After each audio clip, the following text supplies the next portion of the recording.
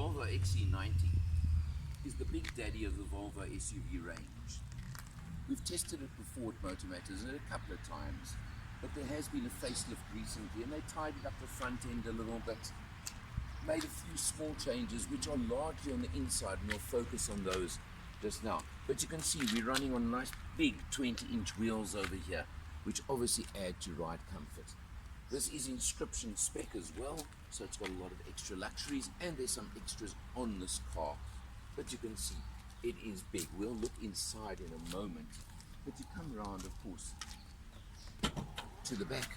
You've got the remote opening on there, which makes life nice and easy.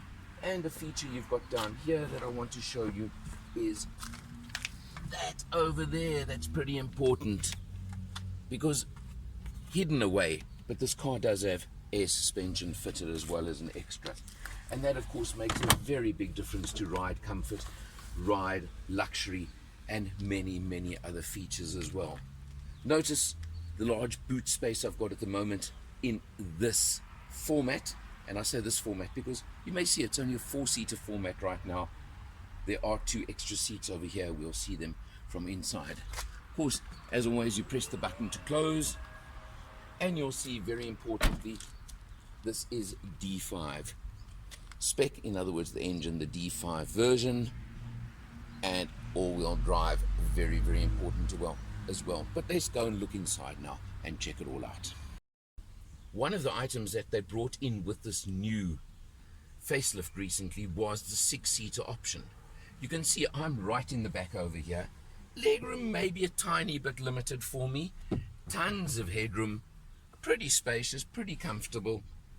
But there's something that they've done that harks back to my youth, I could almost tell you, is instead of the incredibly awkward folding and climbing and all these things to get to the 3rd row of seats as in most of its competitors, look what Volvo have done. They took out the middle seat in the center row and they created a walk-through over there that brings you there, and you get in and out like that. Much easier than trying to contort yourself through the door and into the 3rd row over there. Nice idea. Yes, you lose 1 seat, but then again, coming to this seat, look how much more comfortable it is. Look how much more spacious it is. It's like you have 4 limo seats or 4 front seats over here with the extras at the back. And certainly for the middle row passengers, talk about comfort.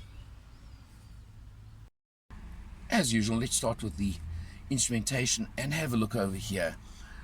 We've done 600 kilometers on this test. We've averaged 8.9 liters per 100 for the entire test period, which I have to tell you involves a lot of traffic, a lot of driving around under normal circumstances. So it's certainly, I would say, pretty much a worst you can achieve. I can also tell you I did a freeway drive to Pretoria and achieved an open road run of 6.7 liters per 100 for that. So that gives you an idea of what you can do under perfect circumstances. You've of course got the typical Volvo multifunction steering wheel over here with all your controls, active cruise control. I also did get to experience the active braking on that freeway cruise when somebody hit their brakes instantly at the last second in front of me. You've got the typical Volvo tablet over here for the touchscreen. Don't worry about that consumption figure because that's just showing since I started the engine this morning. But what I do like is you simply touch it over there and you come up to your navigation. There's your phone, and also something very interesting. You go across there and you can see how you can adjust so many of your safety items, because of course Volvo safety, we all know that. We all know how incredible the safety on a Volvo is, but it gives you obviously all your different features that are on the vehicle: blind spot warning, distance alert, which as I said I did experience, lane keeping aid, cornering lights, heads up display on this car. The list is almost endless. It's unbelievable. Of course, you've also got your ventilation system that you just press the button over there, and a little toy that I know the wife enjoyed on this test. One of the extras on this car is massage function on the driver's and passenger seat, where if you simply press a little button on the side of the seat, there you go into the massage functions, and that can be lots of fun. Bowers and Wilkins sound system fitted to this particular car. Again, really, really a nice one, and it is effective, great sound.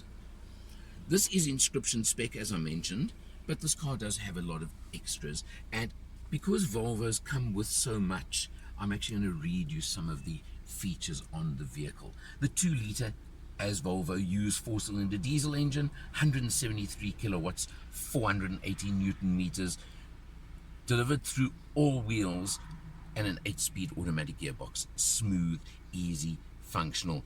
You do also have a drive modes button over here. You simply press it down there, and on the screen you can scroll between eco, comfort, dynamic, and even an off-road setting, which of course will adjust the suspension, adjust the ride height, and I did mention your air suspension at the back would make a bit of a difference on that one. So you've got all of those features, very neat. You've got this aluminium type finish over here, the leather finish on the dash, all those of course showing you typical Volvo comfort. But let's start with the safety spec, which is standard on this car.